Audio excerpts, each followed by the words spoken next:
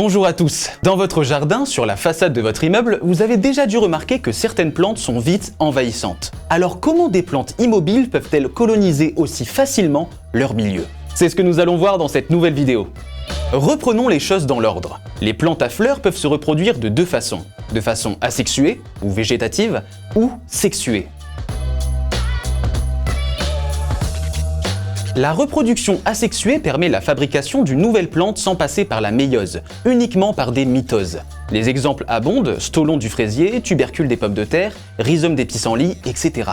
Ce mode de reproduction permet une colonisation rapide puisqu'elle ne nécessite pas de fabriquer des gamètes ou de rechercher un partenaire. Mais toutes les plantes ainsi produites sont des clones de la plante mère. Certaines plantes sont même devenues des championnes au point de devenir invasives. Un petit rameau d'élodée, une plante aquatique, peut redonner une plante complète. Plus lente que la reproduction asexuée, la reproduction sexuée permet d'entretenir la diversité génétique de la population.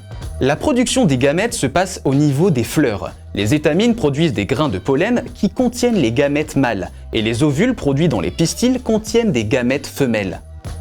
Pour que ces gamètes se rencontrent, les fleurs peuvent passer par l'autofécondation. C'est rapide, mais la population y perd en diversité. Les fleurs privilégient donc la fécondation croisée. Les pollens sont transportés par le vent, ou plus souvent par les insectes, attirés sur les fleurs par la perspective d'un bon repas de nectar. Cette fécondation déclenche la transformation de l'ovule en graine et de l'ovaire en fruit. Graines et fruits sont à leur tour transportés par le vent ou les animaux, facilitant la dissémination de l'espèce dans tout son environnement. Tous ces moyens de dissémination expliquent le succès des plantes à fleurs sur toute la Terre, mais aussi dans votre jardin ou sur la façade de votre immeuble. Bonne révision à tous et on se retrouve très vite dans une nouvelle vidéo.